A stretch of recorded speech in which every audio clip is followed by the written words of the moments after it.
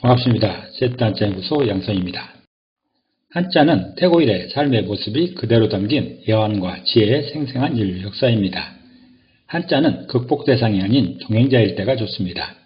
이해하면 한자와 좋은 벗이 되어 동행할 수 있습니다. 여기 이해하며 동행하는 멋진 방법이 있습니다. 바로 세트한자입니다. 오늘은 세트한자 제144강 칼도자에 관련된 세트한자를 공부해 보겠습니다. 오늘 공부할 세트한자는 한 글자의 중심자와 6글자의 관련자로 구성되어 있습니다. 먼저 배경을 보겠습니다. 중심자는 칼도자입니다. 칼도자는 무기로서 칼을 의미하고 있습니다. 무기인 칼은 경고를 나타내기도 합니다. 세트한자 144강에서는 경고를 의미하는 칼이 하는 역할에 대한 한자들로 구성해 봤습니다. 중심자를 보겠습니다. 중심자는 칼도자입니다. 칼도자는 칼을 의미하고 있습니다. 이 칼도자는 구부러진 칼을 형상하고 있습니다. 이렇게 낫처럼 생긴 이런 모양을 형성한 그런 글자인 것입니다. 칼도자가 표현하는 칼은 농기구인 낫처럼 생겼는데 낫보다는 길고 큰 모양입니다. 전쟁 시에 우리나라 장수들은 보통 일자형 칼을 사용했었는데 삼국지의 장비나 관우 같은 명장들은 일반적인 모양의 그런 칼이 아닌 다른 칼을 사용했습니다. 예를 들어서 관우의 무기로 알려진 청룡 원월도는 반달 모양으로 바깥면 쪽에 칼날이 있어서 낫과는 비슷한 모양이지만 칼날 위치가 반대입니다. 칼도자는 그런 청룡 원월도 같은 모양으로 기골이 장대한 장수가 사용했던 칼의 모양을 형성한 그런 글자가 되겠습니다. 전쟁 시의 중요한 무기 중에 하나인 칼을 기억하면서 관련자들을 살펴보겠습니다. 첫 번째 관련자는 칼날 인자입니다. 칼날 인자는 칼날을 의미하고 있습니다. 해당 부서로는 칼을 의미하는 칼도자와 위치, 목적을 의미하고 있는 점주자로 구성되어 있습니다. 칼날 인자를 이미지로 표현해보면 칼도자에 해당되는 칼의 이미지가 있습니다. 그리고 점조자에 해당되는 위치의 표시가 있습니다. 이쪽을 표시하는 것이죠. 이런 이미지가 바로 칼날 인자여서 칼날 인자가 표현하는 그 칼날은 칼의 존재 이유다라는 그런 뜻입니다. 칼은 날과 자루로 나뉘는데 날 중에서는 칼날과 칼등으로 구분됩니다. 칼은 어떤 물건을 베거나 썰거나 깎는 데 사용하는 그런 도구입니다. 그러므로 칼의 목적을 달성하기 위해서는 벨 수 있는 날카로움이 있어야 됩니다. 그 날카로운 부분이 칼날이고 그 부분이 칼의 목적을 달성시키는 것입니다. 칼날 인자는 그런 칼의 목적을 표현하고 있습니다. 칼날 인자는 칼을 의미하는 칼도자와 위치를 나타내면서 목적이나 이유를 의미하는 점조자로 구성되어 칼의 존재 이유가 칼날이다라고 표현하고 있습니다. 두 번째 관련자는 참을인자입니다. 참을인자는 참다라는 의미가 있습니다. 해당 부서로는 칼날을 의미하는 칼날인자와 마음을 의미하는 마음심자로 구성되어 있습니다. 참을인자를 이미지로 표현해보면 칼날인자에 해당되는 칼의 날의 이미지가 있습니다. 그리고 마음심자에 해당되는 마음의 이미지가 있습니다. 이렇게 두 이미지가 결합된 모양이 참을인자여서 참을인자가 표현하는 그 참는다는 것은 칼날이 심장에 놓인 상황이다라는 그런 뜻입니다. 참는다는 말은 어려운 환경에 굴복하지 않고 계속 버티면서 살아가는 상태를 말합니다. 다시 말해서 고통이나 아픔 같은 어려움을 견뎌내는 다양한 노력을 말하고 있는 것입니다. 참는다는 말에는 이를 악물고 눈물을 뚝뚝 흘리면서 같은 장소에서 버텨내는 것도 있지만 계속해서 움직이며 결실을 맺는 과정에서의 참는 방법도 있습니다. 참을인자는 그 중에서 숨을 멎을 것처럼 한자리에서 참는 과정을 극적으로 표현하고 있습니다. 칼날을 심장 위에 올려놓고 있는 그런 모양으로서 호흡마저도 제대로 할 수 없는 조금의 방심도 용납하지 않는 그런 숨막힐 듯한 긴박감을 표현하고 있습니다. 참을인자는 칼날이 심장 위에 올려있는 모양으로서 숨도 함부로 쉬어서는 안 되는 정도를 견뎌내는 것으로 참는 것을 표현하고 있습니다. 세 번째 관련자는 인정할 인자입니다. 인정할 인자는 인정하다는 의미가 있습니다. 해당 부서로는 말씀을 의미하는 말씀원자와 참다라는 의미의 참을인자로 구성되어 있습니다.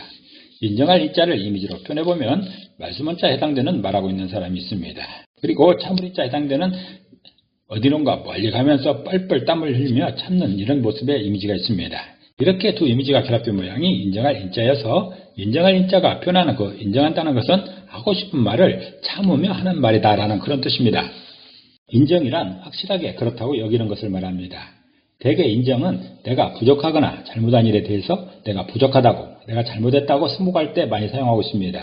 이것이 스포츠맨십의 요체이고 공동체 생활의 핵심입니다. 많은 청문회에서 보듯이 증거를 들이대고 증인들이 확실하게 있을 때가 되어서야 겨우 인정하는 태도는 건강한 공동체를 망가뜨리는 아주 불성사나운 일입니다. 제가 30년 동안 한자를 연구하면서 알게 된 가장 훌륭한 사람은 인정하는 사람입니다. 끝까지 우기다가 인정하는 것이 아니라 스스로 깨달았을 때 인정하는 사람 말입니다. 그런데 야속하게도 미리 인정하면 바보 취급받는 그런 경우도 있어서 권유할 일은 아니다라고 생각합니다. 알아서 판단해야겠죠. 인정할 인자는 참아가면서 해야 할 말을 하는 것이 인정이다라고 표현합니다. 내가 부족하다고 미리 말을 해야 됩니다. 부족한 사람이 그 일을 맡아서는 안 되는 것이죠. 그리고 부족한 사람이 그 일을 하게 되면 결국 문제가 발생하기 마련입니다. 그 부족한 능력이 바로 해야 할 말입니다. 잘못한 것을 스스로 말하려니 용기가 나지 않습니다. 그러나 그 말을 해야 합니다. 그런 말 하기는 싫지만 하는 것이 인정이고 바로 그런 것이 용기라는 것이죠. 네 번째 관련자는 끊을 절자입니다. 끊을 절자는 끊다라는 의미가 있습니다. 해당 부서로는 숫자 7으로 의미하는 7철자와 칼을 의미하는 칼도자로 구성되어 있습니다. 끊을 절자를 이미지로 표현해보면 7철자에 해당되는 7의 이미지가 있습니다. 그리고 칼도자에 해당되는 칼의 이미지가 있습니다. 이렇게 두 이미지가 결합된 모양이 끊을 절자여서 끊을 절자가 표현하는 그 끊는다는 것은 7의 성과에 대해서 칼을 대는 것이다 라는 그런 뜻입니다. 7이란 숫자는 행운의 숫자라고 합니다. 왜 하필이면 7이 행운일까요? 이는 서양에서 전해온 말이고 성경에서 유래된 말입니다. 여기서 7이 의미하는 바는 창조의 마지막 날입니다. 하나님께서 천지를 창조하시고 7일째에 모든 것이 만족하게 창조된 것에 대해서 기뻐하시며 좋았다고 하셨습니다. 그래서 숫자 7은 어떤 일이 많은 수고 끝에 완성되고 그 결과물에 대해서 만족하는 상황을 의미하고 있습니다. 결과에 만족하는 상황이 바로 최고의 행운인 것입니다. 끊을 절은 그 행운의 7에 칼을 대서 망가뜨리는 상황을 표현하고 있습니다. 여기서 끊는다는 것은 도예공이 도자기를 만들다가 완성된 작품이 마음에 들지 않아서 망치로 내리치는 그런 것이 아닙니다. 그 도자기가 너무 마음에 드는데 다른 이유 때문에 부서뜨리는 그런 상황이 끊을 절자인 것입니다. 끊을 절자는 7의 성과에 대해 칼을 대서 망가뜨리는 것이 끊는 것이다 라고 표현하고 있습니다. 다섯 번째 관련자는 처음 초자입니다. 처음 초자는 처음을 의미하고 있습니다. 해당 부서로는 옷을 의미하는 옷자와 칼을 의미하는 칼도자로 구성되어 있습니다. 처음 초자를 이미지로 표현해보면 옷자에 해당되는 옷이 한 벌 있습니다. 그리고 칼도자에 해당되는 칼의 이미지가 있습니다. 이렇게 두 이미지가 결합된 모양이 처음 초자여서 처음 초자가 표현하는 그 처음은 그의 옷에 칼이 닿았을 때다라는 그런 뜻입니다. 이전 시대가 지나고 새로운 시대가 오면 그 새로운 시대의 맨 앞이 처음입니다. 우리 인류의 역사 중에 가장 극적인 새 시대는 언제일까요? 그것은 바로 온 인류가 사용하는 BC와 AD의 개념에서 찾아야 됩니다. 이는 기원전, 기원후라는 말로써 원년을 기준해서 이전 시대와 새로운 시대로 구분하고 있는 것입니다. 그렇다면 원년의 기준은 무엇일까요? 바로 예수님입니다. 예수님의 출현이 인류의 시간을 측정하는 기준이 되는 것입니다. 처음 초자는 그의 옷에 칼을 대는 사건이 바로 처음이다 라고 설명하고 있습니다. 그것은 바로 예수님께서 십자가에서 죽으실 때의 상황입니다. 그런데 조금 이상한 부분이 있습니다. 대부분의 사전을 보면 BC와 AD의 기준이 예수님의 탄생이라고 하고 있습니다. 처음 초자는 죽음을 표현하고 있습니다. 그래서 처음 초자가 표현하는 바는 예수님의 탄생의 기준이 아니고 십자가에서 달려 죽으신 날이 기준이다라고 말하고 있는 것입니다.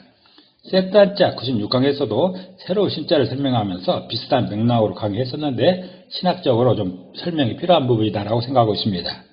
처음 초자는 그의 옷에 칼이 닿았을 때가 처음이다라고 표현하고 있습니다. 여섯 번째 관련자는 부를 쏘자입니다. 부를 쏘자는 부르다라는 의미가 있습니다.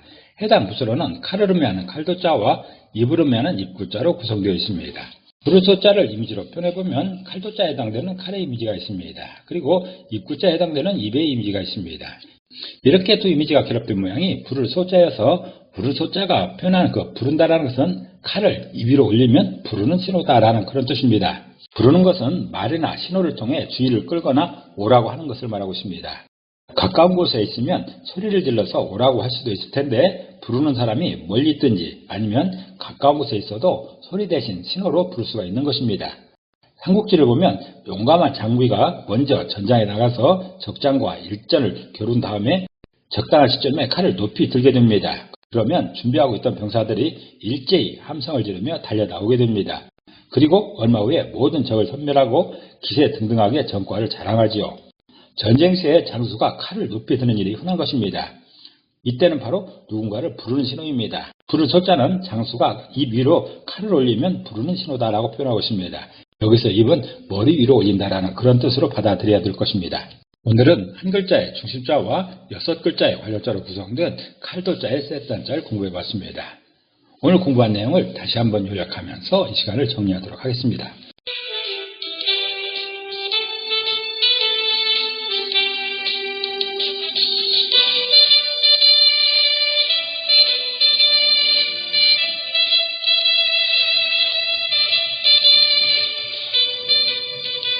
한자는 뜻글자입니다. 그래서 모든 한자에 한 획 한 획에 의미가 있습니다. 그렇지만 그 의미에 대단한 비밀이 있는 것은 아니고 우리들의 상식에 기반하고 있습니다. 우리들의 상식에 기반하여 이해하고 설명하는 한자, 셋자 한자였습니다. 감사합니다.